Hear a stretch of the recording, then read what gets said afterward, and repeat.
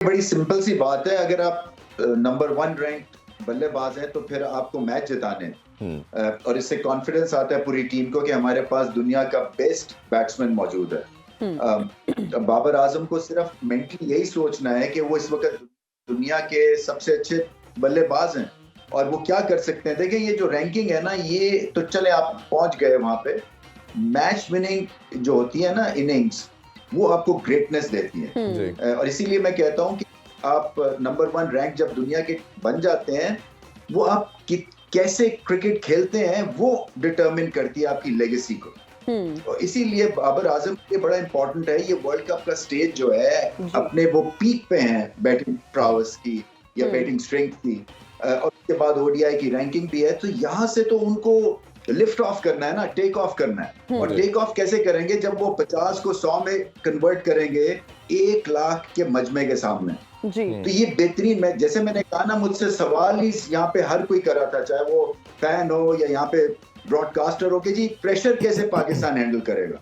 तो मेरा कहना यही था कि ये प्रेशर के लिए तो क्रिकेटर खेलता है, ये लाख मजमे के लिए तो आप खेलते हैं गेम। तो इसको आपको बताना है कि आप कितने बड़े प्लेयर हैं। तो ये बाबर आजम के पास तो रैंकिंग भी है, अब उनको टेक ऑफ करना है। और अगला, जैसे मैंने कहा ना कि पीक भी ठीक टाइम पे चले, 50 किया, फॉर्म में है, अब ऑस्ट्रेलिया के अगेंस्ट अपनी क्लास बताएं और मैच जितवाएं, ये इनको अब करना है। बिल्कुल ठीक। आके भाई, आपको ऐड करना चाहिए इन सारे लेजेंड्स के हवाले से कोई बात तो प्लीज।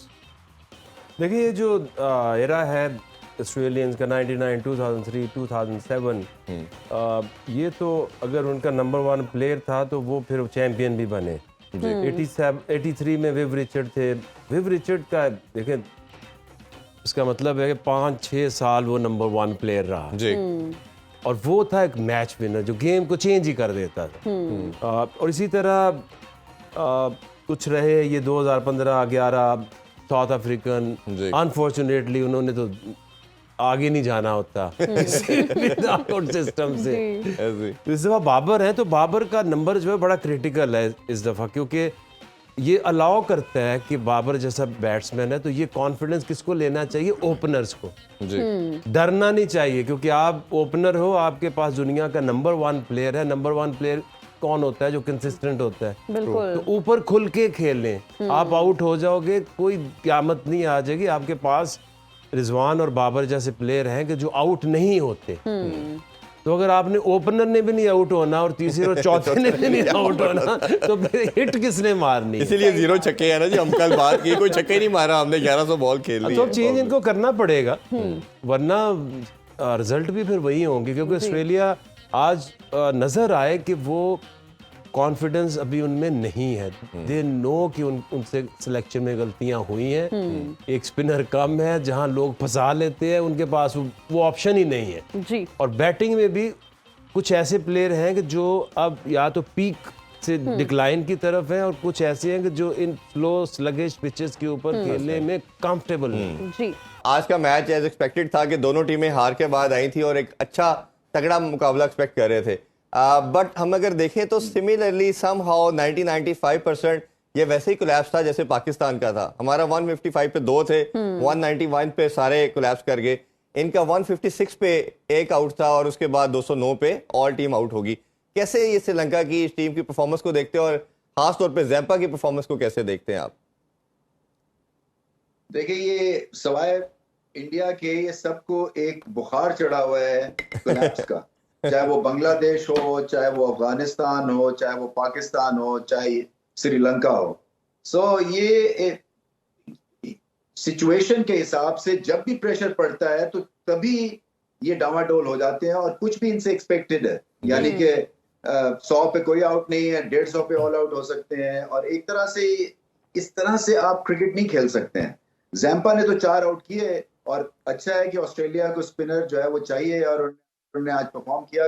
मेंडिस की विकेट बड़ी इंपॉर्टेंट थी, बट ओवरऑल ये डिजास्टर है। ये एशियन ब्लॉक के लिए डिजास्टर है कि ये टेम्परामेंटली स्ट्रॉन्ग ही नहीं है ना। ये सिचुएशन को देखते हैं, एक दिन 345 करते हैं और दूसरे दिन ये बिल्कुल फ्लॉप शो है। तो ये वर्ल्ड कप में अगर बदमजगी पैदा करनी है ना, तो इस ब्लॉक को आप देख लें। रवि भाई, आप उन कंडीशन को बड़ा क्लोजली देख भी रहे हैं, मौजूद है इंडिया में। क्या आपको लगता है कि ये 25-30 ओवर के बाद कोई विकेट में चेंज आता है बिहेवियर में, जिसकी वजह से एकदम बैटिंग लाइन कोलैप्स हो रही है? ये नहीं, कुछ भी नहीं है, ये आपकी बेसिक हर फेस पे आपको अप्लाई करना है अपने आप। तो बेसिक चीजों की तरफ तवज्जो देनी है। अगर आपके पास बहुत ज्यादा हुनर नहीं है तो फिर आप बेसिक्स पे जाते हैं ना, ऑक्यूपाई द क्रीज, पार्टनरशिप लगाएं, कोशिश करें कि आउट ना हो, वो वाली थ्योरी आप आजमाते हैं ना। ये नहीं है कि मैं 8 रन करूंगा या मैं 15 रन करूंगा या मैं छक्के अब लगाऊंगा, क्योंकि इतनी सकत भी नहीं है और इतनी स्किल भी नहीं है। तो ये नहीं है कि विकेट की वजह से ये हो जाता है, ये बेसिक आपकी जो एक लैक ऑफ कॉन्फिडेंस है और स्किल वर्क है और सिचुएशन को ना रीड करना, और फिर टेम्परामेंटली आप नीचे गिर जाते हैं। बिल्कुल ठीक है। आकिब सर, आप किस तरह से देखते हैं ऑस्ट्रेलिया की पहली जीत को वर्ल्ड कप की अगर बात करें तो? वो घबराई हुई जीत वो इतने घबराए हुए थे जी। लेबुशेन जो टेस्ट प्लेयर है, इतना वो सॉलिड खेलता है, लेकिन कॉन्फिडेंस मुझे पाकिस्तानी बैटिंग वाला उसमें नजर आया। वो इस तरह से वो खेल रहे थे। ठीक है, 2 आउट हो गए, झटके आपको आएंगे क्योंकि 2 नए बॉल हैं। जब स्पेशली सेकंड बॉलिंग आएगी तो 4 ओवर, जो 6 ओवर तो बॉल ने कुछ ना कुछ तो मूव करना है। बिल्कुल ऐसे ही। अगर आप वो सरवाइव कर गए तो सबसे आसान जो बैटिंग है वो पहले 25 ओवर तक जी। बॉल हार्ड है, थोड़ा स्किड करता है, शॉट्स लगती हैं, और उसके बाद जब ये बॉल थोड़ा पुराना हो तो उसकी शक्ल देखें, बॉल को लग के ना वो एक तो सॉफ्ट हो जाता है जी। और दूसरा उसके बाद ना ये रिवर्स थोड़ा शुरू हो गया। हाँ जी। और बॉलर्स को अब पता चला है, क्योंकि शुरू में ये समझ नहीं आ रही थी, कुछ टीमें ये सोच के आई हुई थी ऊपर से विकेटें बचाओ, एंड में मारेंगे।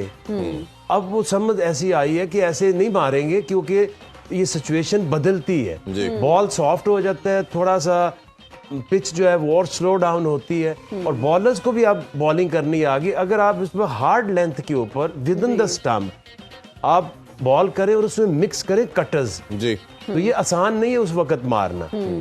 तो अब इनको सोचना ये पड़ेगा कि किसने पहले 20-25 ओवर का भरपूर फायदा उठाना है। बिल्कुल ठीक है। अच्छा, दूसरा ये है कि एक टेक्निकली जो आम यूज टू है ना, एक प्लेयर वनडे में आता है 4 नंबर पे खेल रहा है, और वो यूज टू है कि 4 फील्डर होते हैं अमूमन दायरे के अंदर, क्योंकि लोग खुद ही बाहर ले जाते हैं। अब ये जो 5वां फील्डर दायरे में आ गया है ना, इसने सिंगल्स रोक दिए ऐसे ही। अच्छा, अब वो उसकी यही बैटिंग है कि उसने आना है, सिंगल ली, स्ट्राइक रोटेट किया, दूसरा आ गया, बीच में एक चौका लग गया। अब वहां फंस रहे हैं ये। अब इसको गेम को इनको ये थोड़ा सा रीड करना पड़ेगा कि आसान क्या है। आसान ये है कि 4 फील्डर बाहर है, आपने वो जो गैप है उसमें ऊपर से मारे, बिल्कुल ऐसे ही टेक्निकल शॉट्स मारे। बट ये एकदम से जितना ये बॉलर्स के लिए मुश्किल है जी। अगर अच्छा बॉलर्स अगर उसका रिदम आ जाए, इसीलिए वो रन ही नहीं देता, 2 N over 3 N over. Yes. और जो बॉलर्स है जिनको अभी यूज करना नहीं आ रहा कि मैंने डॉट बॉल का सोचूंगा तो मेरे पास 5 फील्डर हैं एक रन बनाने के बचाने के लिए। तो बॉलर्स के लिए और बैटर्स के लिए ये नई चेंज में एक चैलेंज है। इसको जल्दी जल्दी जिसने सीखा वो कामयाब वो टीम जीतेगी। अगर ऊपर से आपको तेज खेलने वाले प्लेयर्स रखने पड़े।